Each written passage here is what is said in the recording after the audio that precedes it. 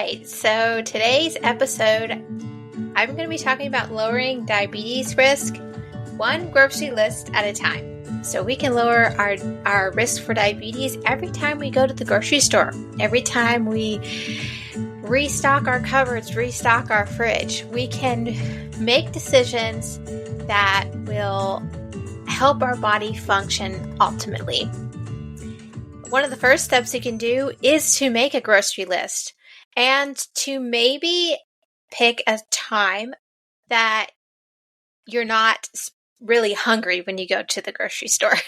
Because when you're really hungry, you see all the things that you maybe shouldn't buy. And because you're hungry, you're more likely to impulse buy.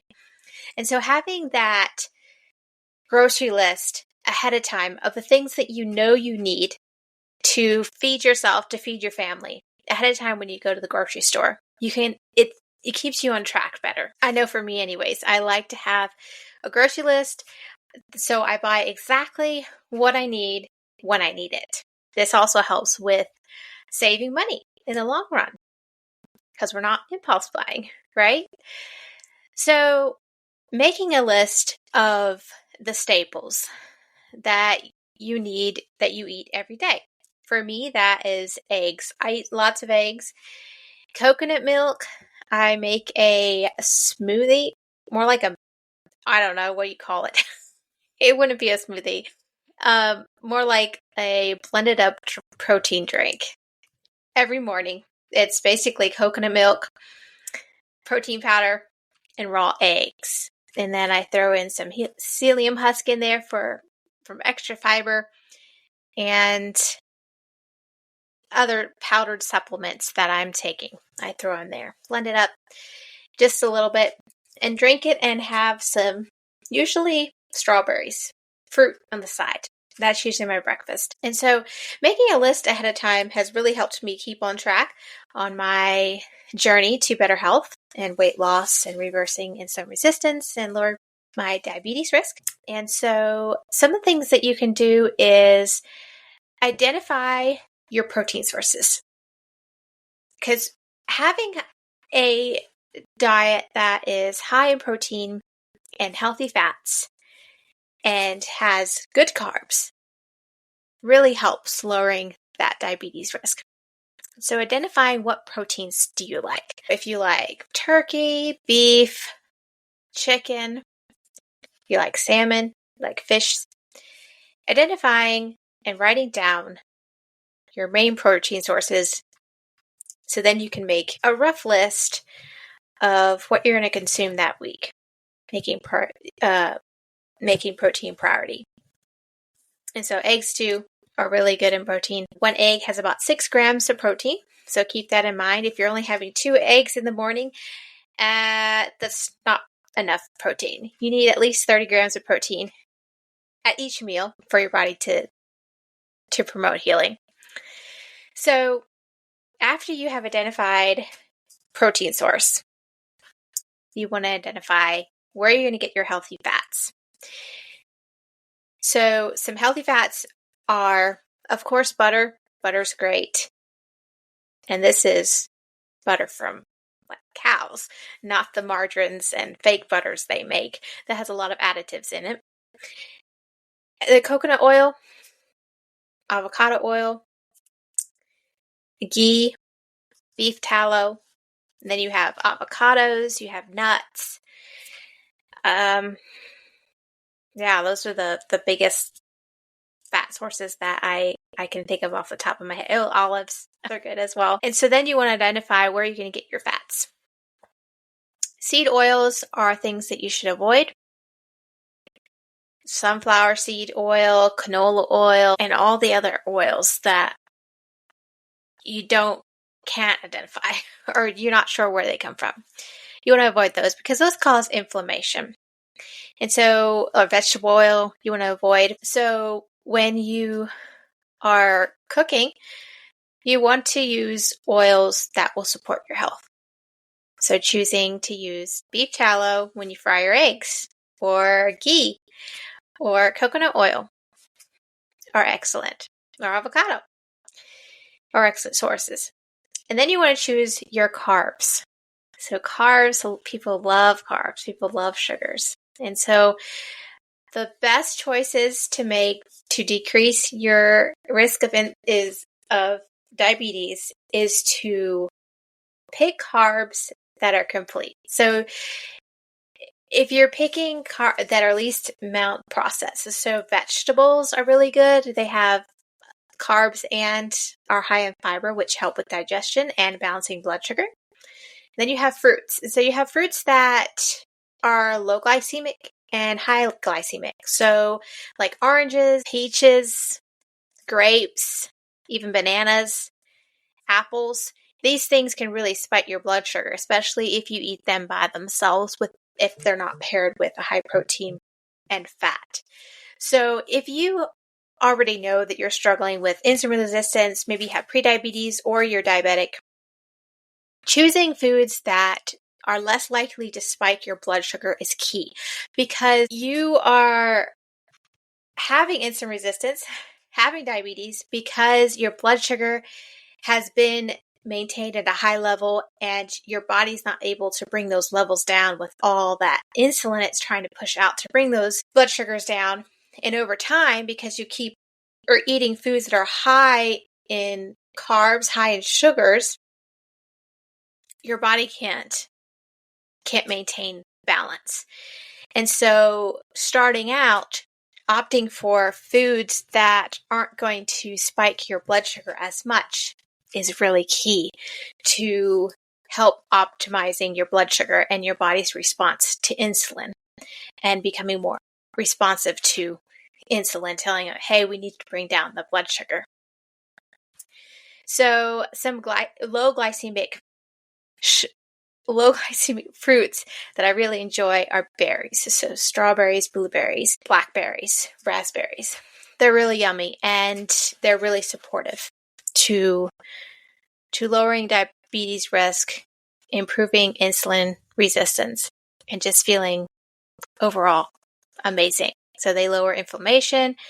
They help your body in so many ways. I know blueberries are really good for your brain function.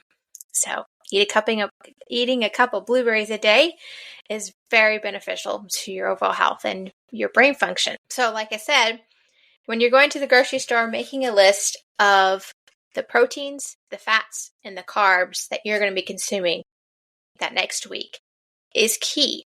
And so you want to start out small, because when you go to the grocery store, look at your cart. Is most of your food processed? Do you have a lot of chips? Do you have a lot of breads? Do you have sodas, which sodas are really high in sugar?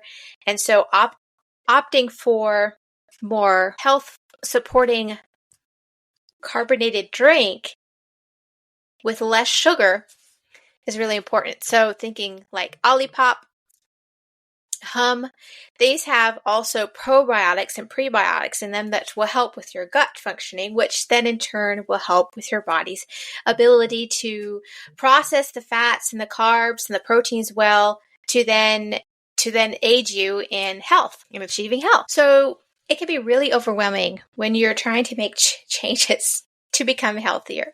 And there's a lot of voices out there, a lot of people saying, do this, don't do that, eat this, don't eat that. And it can become really, really overwhelming. So it's really important to not let yourself become overwhelmed and to start small.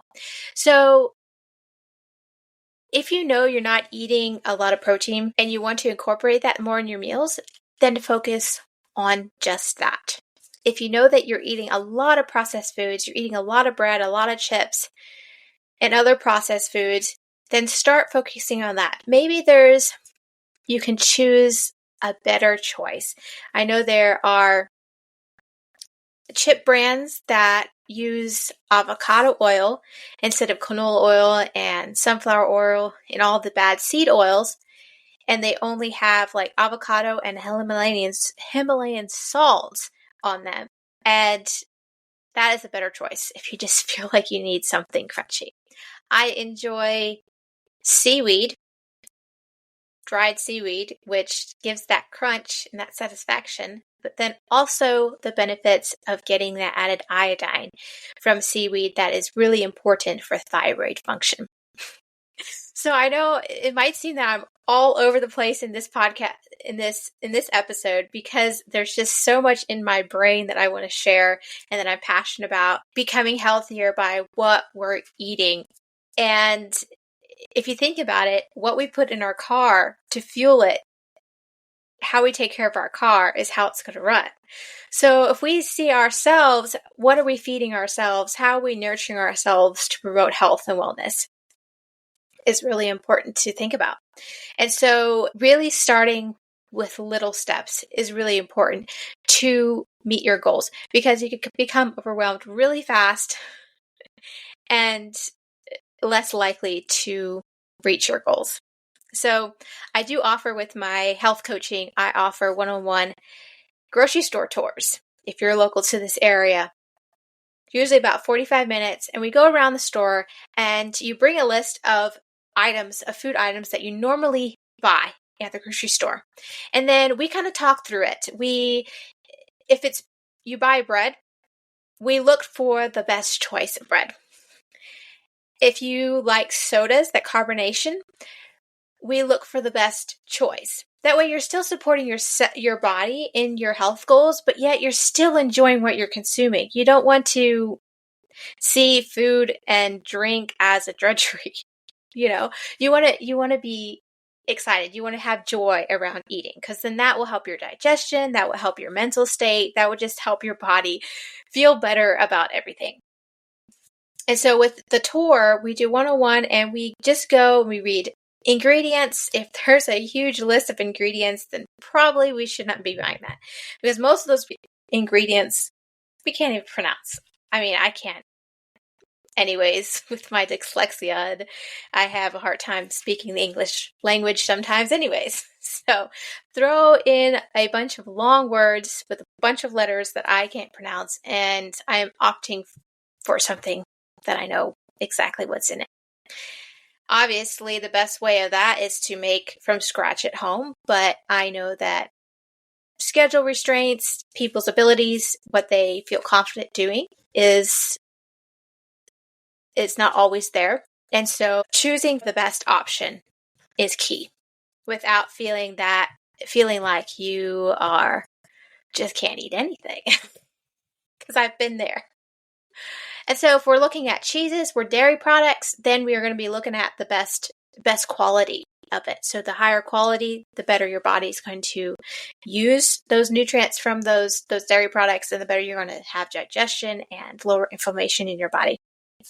And so it's really just important to have a full understanding that what we're putting in our body is then going to be the means of our body functioning. So if we're eating a lot of carbs, a lot of processed foods, a lot of foods that are going to increase our inflammation, a lot of seed oils, there's going to be a lot of stuff going on in your body that it's going to be struggling. I know in the last episode I talked about ways to lower your A1C, because oftentimes that is how doctors are able to say, well, hey, you are pre-diabetic. We need to do something now before you get to pre-diabetes, and then you get to diabetes, and then you get beyond where your body has really been struggling and your pancreas no longer can then function to produce insulin. And that's when you have to then get on insulin injections. So we don't want to get that far. We want to be proactive and start now where we can in what we're eating to lower our risk, to reverse that risk, what we have. And so these are just some of the things that we can do when we're thinking about, when we're going to the grocery store. We can think about, getting vegetables, organic if possible, getting fruits that are going to support your body and lower inflammation. Getting greens. Greens are really good for you. Lots of vitamins in them and essential nutrients for functioning. And getting high quality protein. Protein that hasn't been processed a lot. From animals that have been grass-fed, and if they have had feed that is non-GMO and organic and no antibiotics added, all that good stuff. This way of buying food can be more expensive, but in the long run, it pays off. It's actually less expensive because we have to spend less time in the doctor's office, less time in having tests and all these procedures because of us choosing the cheaper option. I mean, McDonald's is really cheap, but over time, eating a lot of McDonald's, your body struggles. You struggle. You feel sick. We don't want that. And so eating foods that you can identify, knowing that is a cucumber, that is a tomato, this is a potato, this is rice. Identifying the foods, if you can identify it, then it's good. It's better for you. So lowering diabetes risk with one grocery list at a time. So every time you go to the grocery store, think of food items that you can switch up to support your health goals. This is really important. If you have any questions or concerns or need extra support, I am happy for you to reach out. I offer one-on-one coaching for 6 weeks and 6 months options, as well as the 45-minute grocery tour that we can meet up at a local grocery store and get you on the right path for you in achieving your health goals. So thanks for listening today. I hope that this information that I have shared has been of help to you and your health goals and thinking about what you're eating and how you want it to affect your body to live a healthier, happier life. As always, this podcast is for informational and educational purposes only and should not be used as a substitute for professional medical advice. Thanks for joining me. If you enjoyed this episode, please hit that subscribe button, share with a friend, and leave a review on your preferred platform. I would love to hear from you. I will be putting in the description below some links of protein powder and protein sources that I personally use and enjoy to help boost your protein intake. So check that out. Until next time, continue to embrace life where God has you planted right now.